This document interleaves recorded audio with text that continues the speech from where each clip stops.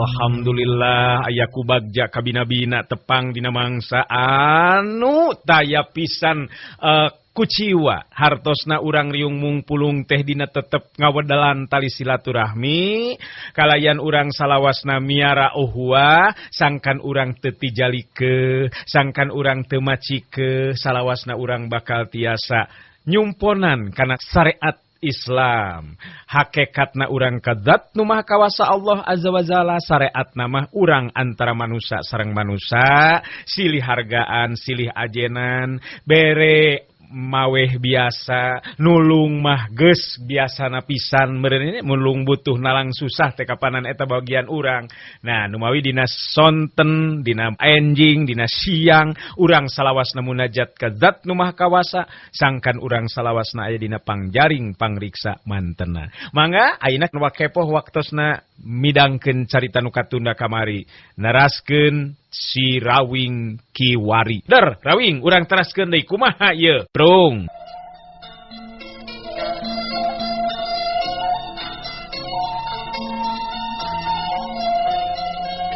Wah, ngatu bener ngamun itu mah Kang Awing. Nerus kumaha tang ayeuna maksud ngurang Kang Awing-awing? Nu mata kaina Kang keur mikir teh yo. Nah mending kene sarua nuju ka Gunung Halimun atawa mending kene nyangan Saraswati. Ieu nu keur jadi bahan pamikiran Akang ayeuna. Cing kumaha ceuk pikiran anteng yo. Aduh, ieu mah yo lain kalahkan nyeplak we. Aduh, ampun yo. Masih kene acan seubeuh nikmatnya. Entong itu ngatu Kang Awing-awing. Ngosok ngira-ngira bae Kang Awing teh Kang Awing-awing mah nyeplak teh ieu dina leta masih ngene ngarasa pais nauk Kang Awing-awing nikmat. Beus. Entong lain kalahkan nikmat ieu. Cik Akang bantuan mikir teh kumaha nurutkeun jalan pikiran anteng. Katingali si banteng bulu ngahulang bari ngagoler teh karung halisna meh tepung siga nu keur mikir. Eta carang menini pikeun ka karijot kitu siga nu nya keur mikir. Madahal mah geus tunduhnya. Boga oge ari geubeuh teuing ngeusian kadut mah lumpatna teh kana tunduh teng. Wah, Kang Awing-awing mah ngosok nyaho-nyaho bae euy. Madahal mah nyang we nganggeus nunduh. Geus ari geus ceuk kuing mah kieu Kang Awing-awing. Cikumaha teng? Dina waktu keur kieu mah Akang oge butuh ku bantuan pamikiran. Sugan nya ieu mah. Anteng dulur Akang bisa merebong bolongan. Cik kumaha teng kumaha. Komandon keur bingung ya komandon. Ngari ngecek nguing mah mending kene ngindit ka Gunung Halimun Kang. Nah naon sababna make jeung mending kene ka Gunung Halimun? Cing, caritakeun ku Anteng. Kakang nya da kudu pugu alesanana tuh lamun aya pamikiran sarupa kitu teh kudu pugu dumasar kana tinimbangan kumaha. Cik naon alesanana? Nya ngari ngalesanana mah ngecek nguing mah ngapanan si keling indit ngaitu. Jadi Kang Awing-awing ngapanan bapana nyedengkeun si keling teh kapanan nganakna Kang Awing. Jadi nganak jeung bapa mah ngapanan kudu panggih munduh nepung mokonnya mah. Si ngeling anak Kang Awing-awing bapana si keling itu ngaricek muing mah Kang Awing-awing. Nyala bahagia nu matak oge ari awak gede tangih gul tapi jalan pikiran pondok. Atuh eta mah geus teu kudu diomongkeun deui teng. Akang bapana si keling anakna Akang dibulak-balik dokter oge anger eta mah. Anu kudu jadi tinimbangan teh nah mending keneh neangan pamajikeun atawa anak kitu anteng ngomongkeun naon sababna milih ka Gunung Halimun. Kalau Kang ngomongkeun si keling ngapanan nganakna Kang Awing-awing ngapanan bapana si keling. Nya heueuh geus teu kudu diomongkeun deui nya heueuh. Ngan anu ditanyakeun ku Akang mah nah naon nyababna pangna milih init ka Gunung Halimun kitu. Ngarti teng? Ngarti Kang Awing-awing. Jadi ngumaha ngatunya momokonna mah ngari ngecek nguing mah kitu we lah. Liar mun mikiran ngoge Kang mokonna mah. Mokonna mah nikmat. Nikmat nganu menting mateng, bener tuh. Aduh. Si Anteng, ari sugan teh nyawer bisa ngomong jeung mikir nu bener. Cik, ngari cekang ngawing-ngawing kumaha mendingan nih ngamalna kang ngawing. Cing kamalna kang ngawing-ngawing. Tanya. Kalau kabalikeun di kaakang. Manggus jempe, sare kayaknya. Sare moal waras kira sarekeun kayaknya. Tepegeh pisan ieu mah yo. Sok sarekeun kayaknya. Nikmat gerak. Sare gerak. Sok kayaknya. Sarekeun moal waras. Si Rawing harita meremkeun panona. Si Banteng Mulung ningali si Rawing kitu mah geus teu wanian deui nyarita, ngan ukur ngagerendeng we lalaunan bari meremkeun panona. Nabi nangentong ngambek ngatukang ngawing-ngawing. Mugu ngeus muluh.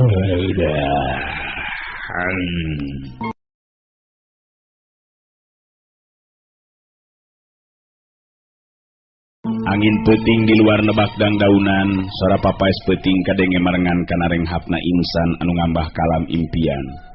Peuting harita di tempat sejen karaman gempar karoban nu aina milih tempat di alas seredan, katingali kabeh ngariung dariuk dina luhur jukut. Gempar alias Ki Jemros alias Jobros Jem diuk dina luhur eta batu.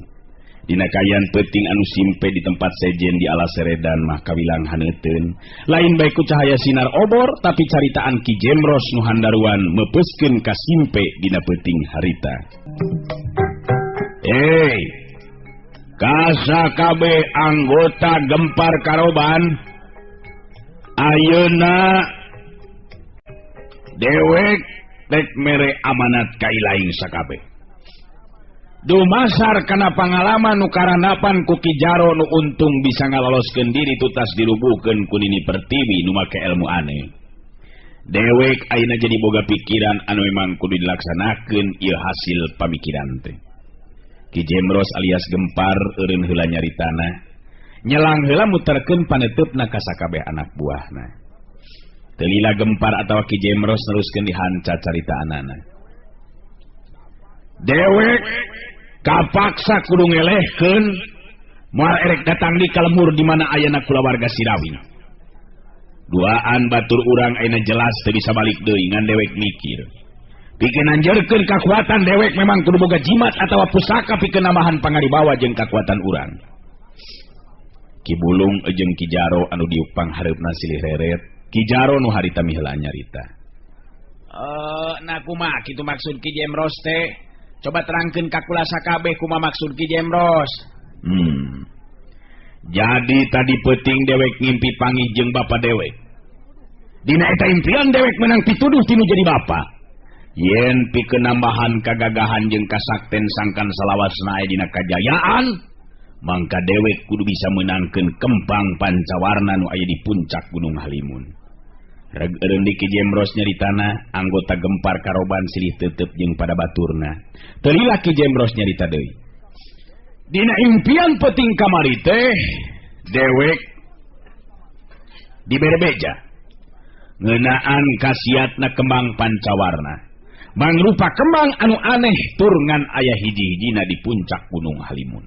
Sahabae nu bisa nyangking eta kembang pancawarna, mangka dirina bakal punjul salawasna, moal bisa keuna ku kakuatan batur, sokomoh ku panyakit, bisa dipake ngubaran segala rupa panyakit, tur jadi panglapis kana kagagahan jeung kakuatan. Jadi dumasar kana eta impian anu mangrupa pituduh tinu jadi bapa, dewek boga maksud gesan miang ka Gunung Halimun, memeh anu sejen nyahueun kana ayana eta kembang pusaka jeung hasiatna. Jadi jelas dewek bakal ninggalkeun ieu patempatan. Ki Bulung netep seukeut ka Ki Jemros bari terus nyarita. Atuh di dieu saha nu rek mimpin Ki Jemros datang tumeureunnan barudak kudu aya luluguna sarta kudu kumaha tindakan barudak salila ditinggalkeun ku Ki Jemros. Andika nu dipercaya ku dewek pikeun mimpin saheulaanan barudak Ki Bulung. Ngan Ki Jaro wayahna milu jeung dewek. Sabab Ki Jaro tangtu leuwih nyaho lampar pangalaman apal ka jalan nu kudu disorang pikeun nuju ka Gunung Halimun. Ki Jaro ayeuna mah nu cumarita. Iraha maksud Ki Jemros teh pikeun miang nuju ka Gunung Halimun teh. Memang ari jalan makula teh apal pikeun nuju ka Gunung Halimun mangan bet asa kakara ayeuna ngadengena yen dina puncak Gunung Halimun aya kembang aneh nu disebut kembang pancawarna. Gempar atawa Ki Jemros katingali rada muralang panonna ka Ki Jaro. Teu lila terus nyarita deui.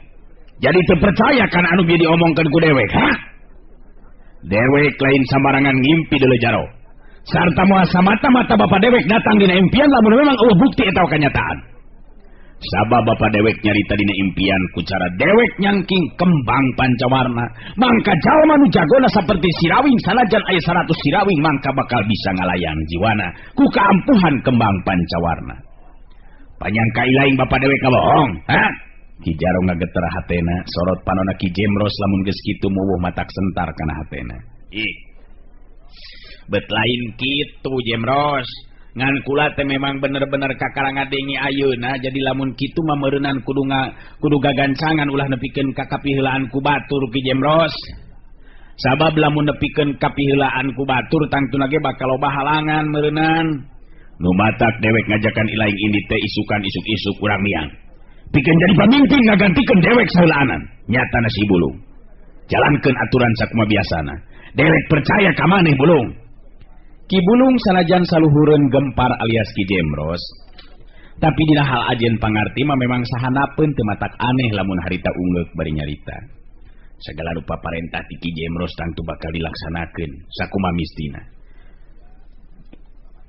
Muga-muga pamaksudan Ki Jemros oge tinekanan. Sabab teteh laki wari beuki loba bae jago-jago nu mapaesan alam kajawaraan. Nganu ngarti urang memang kudu mibanda kakuatan nu bisa dijadikeun andalan. Dumasar kana eta pisan pangna dewek ayeuna nyarita. Jadi ku ayeuna kitu ka ilaing sakabe ingetkeun. Mangsa dewek ini nya paisukan jeung Ki Jaro ka Gunung Halimun, mangka nu bakal mimpin silaing sakabeh teh Ki Bulung. Karti. Kabeh ngajawab meh bareng saur manu. Ingetkeun ku ilaing sakabeh. Ulah aya nu wani-wani ngalawan mungpang atawa ngabangkang kana parentah Ki Bulung.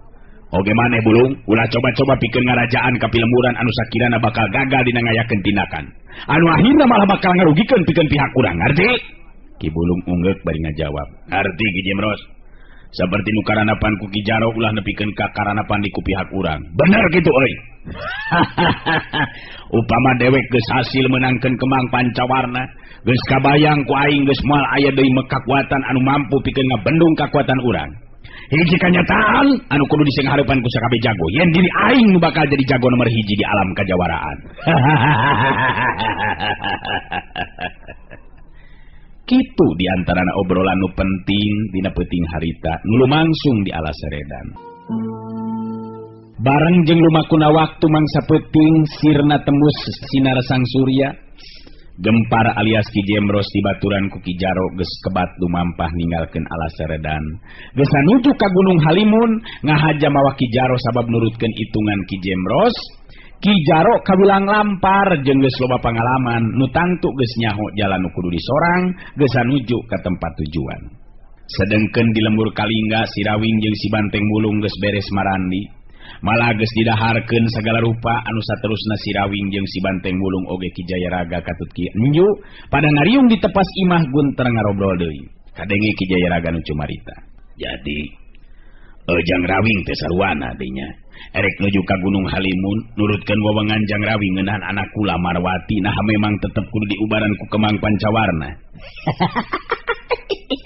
Kekeh Ki Jayaraga mameni penasaran hayang dijawab eta ti kuring. Memang bener Ki Jayaraga, kembang pancawarna pikeun diubarkeun ka Nyi Marwati. Nu mata kuring oge sakalian penasaran sugan ngajodo bisa menangkeun eta kembang. Kitu teh Ki Jayaraga.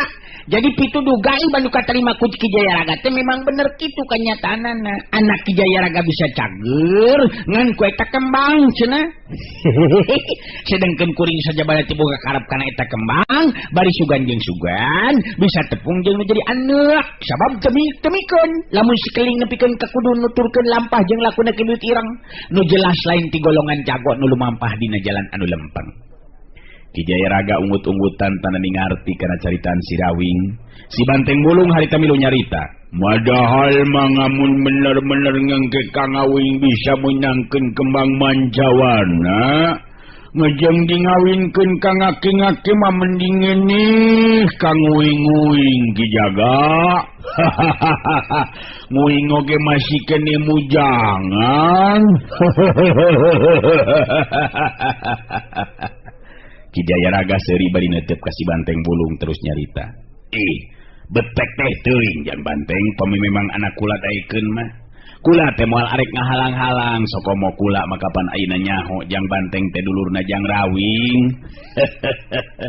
Ngatu namun itu mah diganti bekuing entong ngembang mancawarna lah.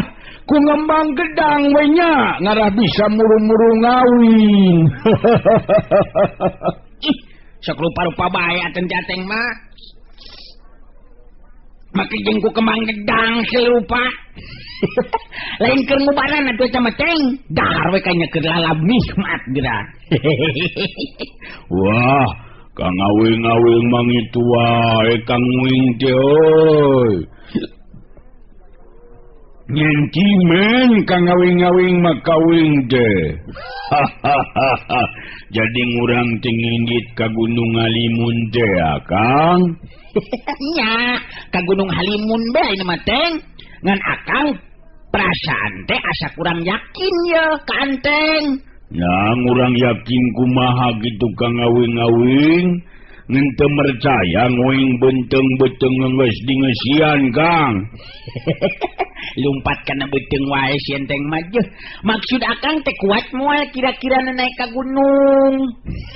Gade ye, naik ka gunung lain lawara jeung heureuyan teng. Hayo namru di jalan akang nu ripuh ke. Ki Jayaraga ngareret ka si Banteng Bulung, terus milu deui mirang amairan caritaan. Bener Jang Banteng, pikeun lumampah nuju ka Gunung Halimun teh lain lampah anu bisa atawa anu biasa sok disorang upama urang ngambah ka pilemburan. Sabab jalan nu disorang teh kawilang kaliwatan tanjakan jurang jeung gawir tangtuna oge meureunan. Atuh sakirana teu kauntup mah geus we daguan di dieu Jang Banteng mah. Nyalain kitu Jang Rawing. Bener kitu teng tah. Kumaha lamun kitu anteng daguan di dieu. Sedengkeun dengkeun dekeun. Akang sorangan lumampah ka Gunung Halimun. Kumaha tuh mun kitu teng? Wah, kang ngawing-ngawing itu euy. Jadi ngamun itu mah kang ngawing teh embung dinuturkeun ku nguing-nguing meureunnanya, ngembung dipiluan ku uing Kang, mentong itu ngatu kang ngawing-ngawing. Nguing geus janji ngamanna bae kang ngawing init nguing milu ngapanan kitu Kang. Tuh, dak kitu atuh da Ki Jayaraga mah. Nyanggeus lah keun bae lah. Ayo ari keukeuh ari milu mah. Ngan kade ieu teng ieu, lamun ngarudetkeun di jalan ku akang ditinggalkeun sia. Akang capek bisa diakod ku anteng. Lamun anteng mopo kumaha kakodna cik akang? Cik bisa teu? Bener teu? Oh, moal uing moal mopo kang ngawing-ngawing. Nu momokon naman najan kana nungtung mega uing nyanggup Kang. Nyaan gede hati euy. Jadi kitu tak Ki Jayaraga. Kuring ayeuna mah pamitan ye. Sabab terus terang lain baik butuh ku kembang pancawarna pikeun nulungan nyimar batu. Tapi lewisna teh rek nyusulan nu jadi anak kitu. Ki Jayaraga ungeuk bari nyarita. Nya tuh beral Jang Rawing. Muga-muga we Jang Rawing anu hasil menangkeun eta kembang. Sabab lamun beunang ku Jang Rawing mah kula ngarasa sugema jeung lugina meureunna. Katulungan nya talunganan beunang ku Jang Keling atawa sokomo Ki Buyut Ireng geus tangtu bakal nambahan masalah ka diri kula. Bet ari cek kuring mah sanajan nya oge beunang ku si Keling anak kuring atawa ku Ki Buyut Ireng pisan. Caritakeun be, demikeun kitu ari anak kudu dikawinkeun ka aki-aki hideung mah. Komo bari anakna geus ngabangsat mah. Lamun ngamek bejakeun be, cek si Rawing kitu. Nyari harapan kula mau pamajang Rawing nyaho yen kembang pancawarna teh beunang ku Jang Keling atawa Ki Buyut Ireng. Wayahna we kadieu deui bantuan kula pikeun ngungkulan Ki Buyut Ireng. Sabab Jang Rawing pabaris ilmu Eyang Nur Alam sigana bae iwal ti Jang Rawing nu bisa ngimbangan pangartina Ki Buyut Ireng. Kitu teh Jang Rawing. nya nyangkelah ka dieu deui insyaallah. Tapi teu janggil ki Jaya Ragaya, nya ngan bakal diusahakeun kitu. Ai Teng, lain kalah ka kutap-ketap kitu. Naon kurang nikmat keneh. Wah, kang ngawing-ngawing mang itu bae kawing teh euy. Ngayung atuh Kang, dawing mah geus ngayang ini ti dieu kita tadi ngogen. Yuk.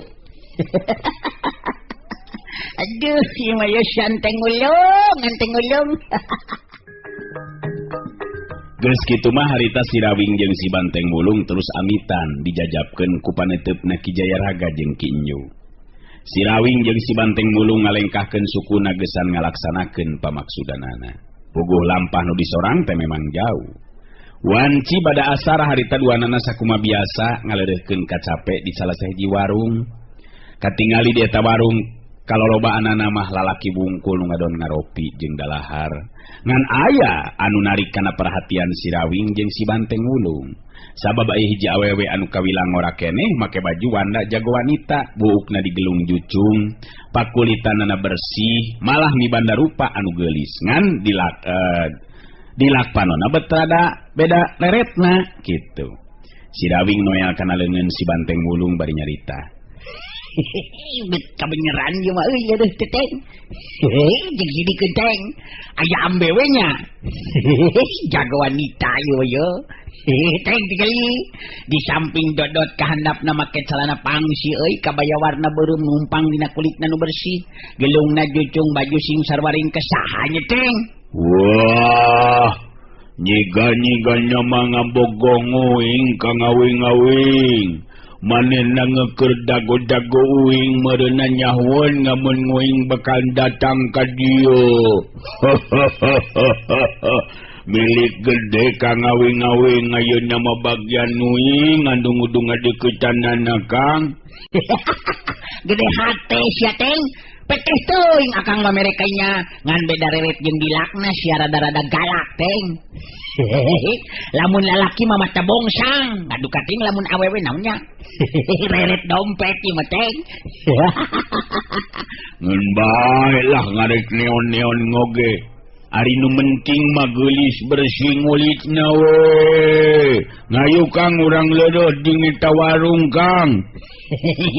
Keheula atuh teu meuli sok milaan bae komandan.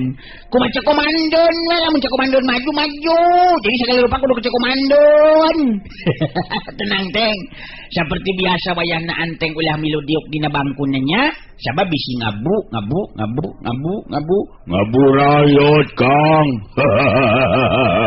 Kang Awing mangitu bae Kang urang teh euy.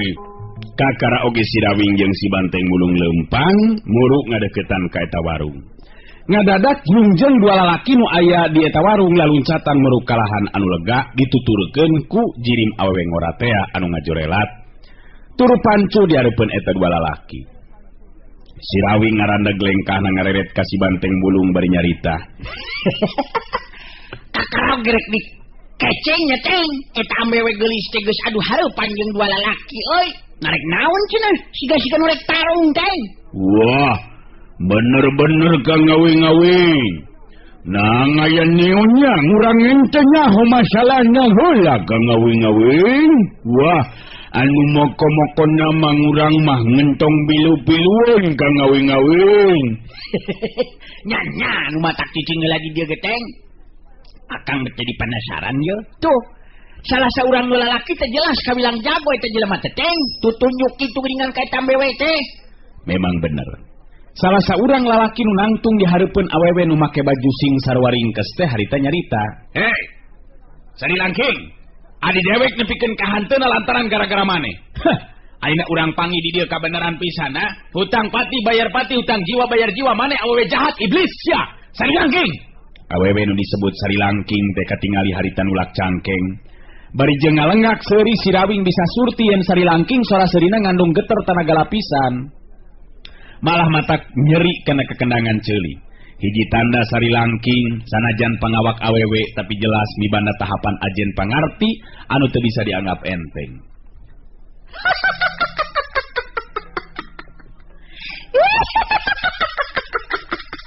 Andika duaan rek malaskan nyeri ka adi Andika nu ngaran si Jumara. Anu aja lantaran bongan lakuna make jeung dikabogoh ka kula. Bener-bener Andika duaan gede hate make jeung kumaha ninangtang kasih sari langking. Si Rawi ngaredet di kasih banteng bulung bari nyarita. Sari langking dengan ngaranna Teteng euy. Bet asa aneh euy. Ngaranna Teteng aneh nah jago di mana ya ambewe dinya. Aneh sari langking. Nilik dina sikap jeung sorana mah jelas lain ambewe sambarangan Teng. Wah. Bujurna mah ngeusi ka ngawing-ngawing. Aduh, mumplu Kang bujurna Kang. Jadi lalajo ngambewe nganu narung ieu mah Kang. Sugan be najong sukuna ngaluhur merenang ngamun najong mah nerus nyalanana nyoek. Nah, ida masih anteng aya kituna euy. Aduh, beuki dieu teh mah beuki beger sigananya Teng. Ku taksiran akang mah eta dua lalaki teh moal mampu sigana mangalayanan sari langking teh Teng moal. Ka ngawing-ngawing mah masuk nebak-nebak gitu woy. Ngengke ngamun ngence beneran kumaha ka ngawing-ngawing. Teu percaya Anteng mah euy. Teu percaya Anteng. Da beda tuh dina rigigna oge Teng. Ngan akang keukeuh kakarang ngadenge ayeuna yeuh kangaranan sari langking mah sabab sakanyo akang mah iwati deui panganting jeung Nini Pertiwi nu kabilang ambewe jagoan mah Teng. Di mana datangna ieu sari langkingnya? Tuh, geus pada parasang kuda-kuda Teng. Gelo euy. Nya buku Kang ngawing-ngawing. Kadenge di harita sora sari langking nyarita. Sar. Andika maju bareng. Urang buktikeun saha nu bakal ngalayang jiwa di ieu patempatan. Andika duaan gede hate rek nuju ka Gunung Halimun. Jalma seperti Andika duaan mah bisa menangkan kembang pancawarna adalah. Si Rawing jeung si Banteng Ulung silih tetep deui bae. Sabab kaget ngadenge caritaan sari langking. Nyabut kembang pancawarna nya Teng. Kaget di wae urang Teng yo. Nyaho di mananya sari langkingnya geus nyebar medenan bejang ngeunaan kembang pancawarna teh Teng. Nya sigana mah Kang ngawing-ngawing. Sangan nu beja-bejanya. Padahal mah biasana ngamun ngeus diributkeun teh cara kaluar Kang ngawing-ngawing. Muduna teh nyiking be, mulah wakang ngibut-ngibut. Aduh, bujurna gede Kang ngawing-ngawing. Kada bujur wae mane mah. Nah, makin jeung ribut mah moal kaluar segala rupa. Siga nu linglung Anteng mah, kamana karep ngomong teh jeung bujur jeung naon. Nyaho ti mana itu jelemanya kana kembang pancawarna Teng? Si Rawing ngusirkeun deui paneteupna kalabah sari langking. Jeung dua lalaki lawana salah saurang di antarana harita nyarita. Sari langking, rek ngabacot naon bae pek teh teuing geuleuh. Ngan ayeuna urang buktikeun saha nu pangheulana bakal tepi ka Gunung Halimun. Serepet kulap. Meh bareng duanana marsat bedogna masing-masing. Sari langking katingali muka sabuk hideung tina kulit anu aya dina beurlitan cangkengna. Panjangna ngan ukur semet sasiku tapi kaayana leuwih deukeut ka mangrupa pecut tibatan sabuk. Dasar Andika duaan memang geus bosan hirup. Nyoba-nyoba maksakeun diri pikeun harapan diri kula. Ade lamun memang hayang leuwih ti heula ajal di patempatan. Maju. Dua lawan sari langking harita ngagero. Meh bareng bari maju narajang nyebutkeun bedogna masing-masing kacepetan gerakna kawilang bahaya oge pikeun anu jadi lawan. Tapi sari langking ngagunakeun gerakan anu bener-bener matak narik. Awas! Waktosna geuning seep. Urang cekapkeun dugi ka dewe latunya. Acara dongeng kiwari kapihatur ku Wakepoh kiwari neraskeun carios. Tur nuhun permios.